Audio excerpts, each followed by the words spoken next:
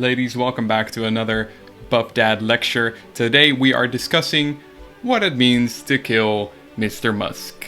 And this might surprise you, but this is quite complicated. Because we're not just, irreversibly seizing his biological functions from, functioning. We're actually gonna go, into what it means to kill a guy. And what it means to die. A lot of things. We're gonna go into some insane directions, so, trigger warning, death, and generally things that might be slightly unsettling. I'm not gonna show anything graphic, of course, we're keeping it very theoretical. Also, I am genuinely trying to foster some understanding about some of these topics. No spoilers what topics they'll be, but rest assured, I want you to actually watch the thing. There's gonna be funnies, there's gonna be jokes, gonna be funny images. Please do actually, think about this, maybe. I'm so convincing. Let's start off. What does it mean to die exactly? I'm gonna do a few assumptions about death, which I'll be using, throughout the presentation from this point. So, do listen along. First off, the death of the self, so your biological death, is inevitable. By self, I mean your conscious experience, just what you live through, basically. Your soul, your mind, whatever you call it. I think you know what I mean. Assumption 2 is that the person lives on beyond the grave. So the self and the person are different terms to describe different things. Whereas the self is the consciousness, the person is rather the identity. How other people know you, how you are known, the person that acts. It is rather separate from each other. And the person does, in fact, live on, in a way. Not live as in consciousness, but in different ways. We'll, get way deeper into that later. Number 3, this makes death a transformative process. Which means death is not just merely an occurrence. Instead, it is way more gradual. There is no life, and boom, then there's death. There's no, binary dichotomy or anything. Instead, when one dies, their body transforms, and so does their identity.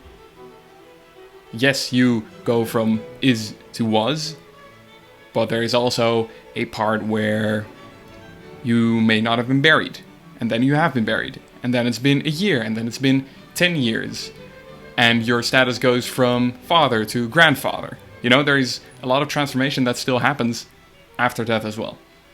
So that makes it a transformative process. Next slide. What remains of the person, then? Here's just 6 examples, but there are way more you can think of. There's, of course, memories of others. You live on in people's memories.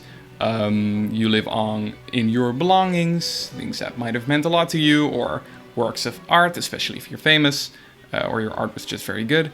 Depictions, mentions, and references made by living people, made either when you were still alive or after the fact. There's data, online profiles, that's rather new nowadays. You can have your Facebook profile still linger around after dying. You've got the quasi-subject objects, which means objects made of your body, post-mortem usually. So that's ashes in an urn, or some people compress their loved ones' ashes into diamonds. There's a lot of crazy shit people use the hair to make ornaments. Ugh.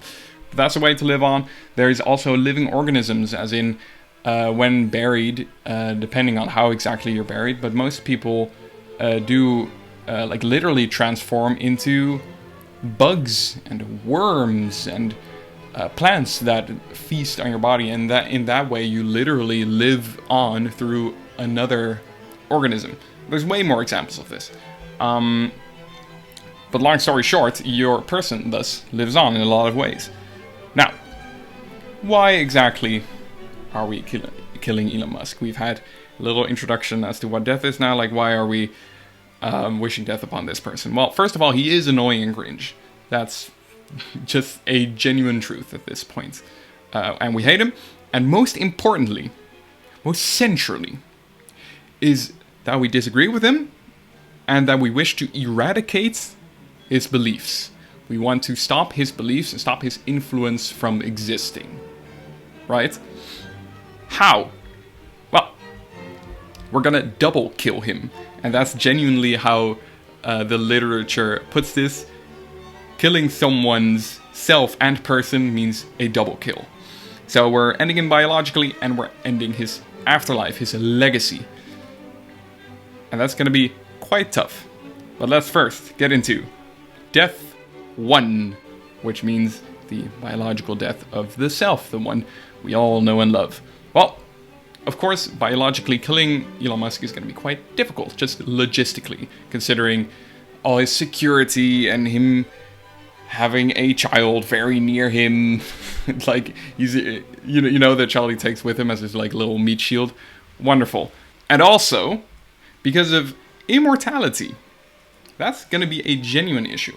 There's 4 ways to become immortal.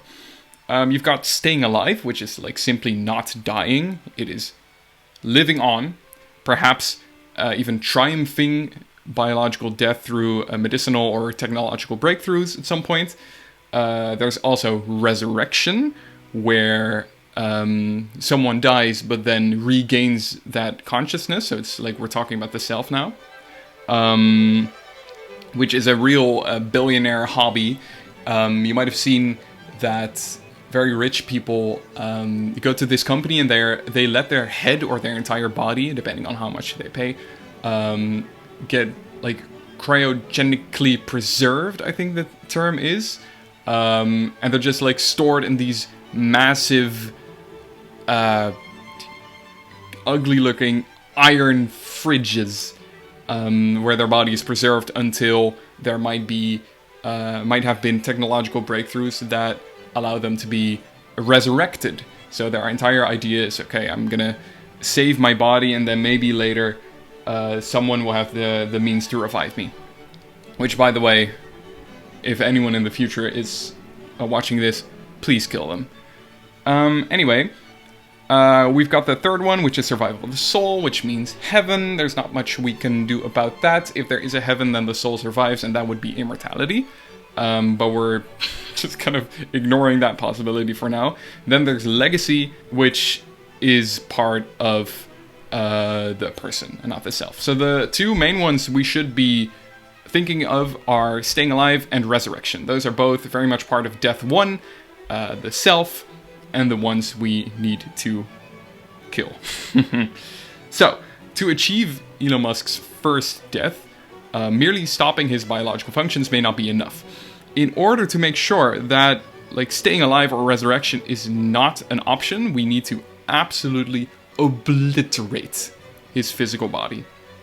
He cannot be restored in any way. So, my proposal is we shoot him into a black hole.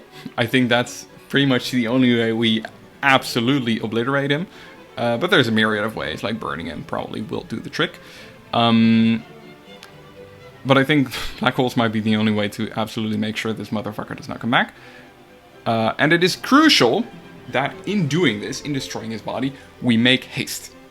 Because we might achieve immortality very soon. Which is rather scary. But also very relevant.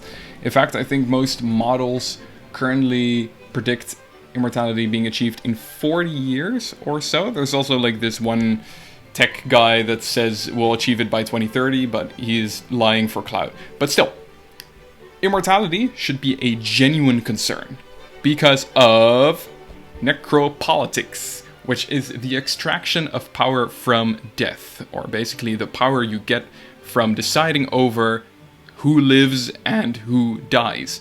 In other words, if you threaten someone with death, they'll usually do what you'd like them to do. That's what it all boils down to. If you have the power over killing a person, well, you have power over them. And those already in power keep it by regulating death. And if we're absolutely real here, if we end up achieving immortality within like 40 years, you and I are not going to be among the chosen ones, right? It'll be Elon Musk. It'll be his billionaire friends. And Through necropolitics, the most powerful people in the world will attain a godlike power to decide not just who lives and dies, but also who lives forever. And you can expect their offer to be, you either die or you are a slave forever. You work at Walmart forever. Forever and ever. So that gives us two big conclusions about Death 1, and when it comes to killing Elon Musk's self, we need to absolutely obliterate his body, make sure he does not come back Springtrap style, and we gotta be quick. We don't have very long until he uploads his consciousness or becomes a robot or gets instantly regenerative cells. We gotta get him before that, because that would not be very good for us. Death 2. The afterlife death of the person. The one you've maybe not really heard about or thought about. Death 2. Well, we don't just want to kill this guy. We want to kill his legacy. We want to kill everything he stands for, because for most of us, Elon Musk is rather annoying, but not necessarily the problem. It's his beliefs and his thoughts and his ability to replicate his beliefs, to spread his ideas. That's the main problem, right? Now, killing his legacy and everything, like every mark he has made on the world, is near impossible. The horrifying reality is that he is likely already immortal, living on through the ways I discussed before. However, we can most certainly try our best, and here's a few steps that we need to take. How do we kill his person? Well, first, again, we obliterate everything belonging to his body, including parts no longer attached to his body, like old teeth, maybe baby teeth, or nails. Like, it all has to go into the black hole. And if in his life he ever spat on a patch of grass, prepare to dig a hole the size of an Olympic swimming pool and annihilate everything that may have transformed to be a continuation of what was once part of his body. Then, crucially, we replant something else on that spot, and we act as if nothing has happened. So in other words, we need to prevent any kind of transformation or continuation of what he has caused of his body. Also, we need to disintegrate everything he owned, influenced, or is associated with him. This has the added benefits of destroying Twitter as well. And ideally, we delete all memories of him, of everyone. So either we go through a big group therapy or gaslighting sesh, or we do a good old murder-suicide. It doesn't matter. If we did this, all of this, we would achieve Death 2. We would have double killed him. But sadly, this isn't really achievable. But luckily for us, there is one entity that is famously very good at Death 1, but also is excellent at Death 2. And that's what I want to examine today, really. How does one try to achieve Death 2 in practice? Well, let's take some inspiration from, you heard that slip? Well, Israel. So, how Israel goes about Death 1 and Death 2 is diabolical.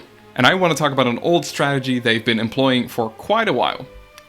First, and you don't need to read all of this, pause the video if you want to. First, they kill a guy, which is, of course, Death 1. Then, if they feel like he might turn into a martyr, and he might have a political afterlife after his death, they take his corpse and they freeze it. They then make the family wait for the body to be returned, so that they can have like their proper burial and undergo the normal transformative process. But Israel usually returns the body at midnight, or at any other inconvenient time where they think the chance is the lowest that people start a riot. So Israel freezes the transformation of the body and makes sure that there is no point at which acquaintances of the deceased can come together and get ideas. That's how they utilize necropolitics to suppress.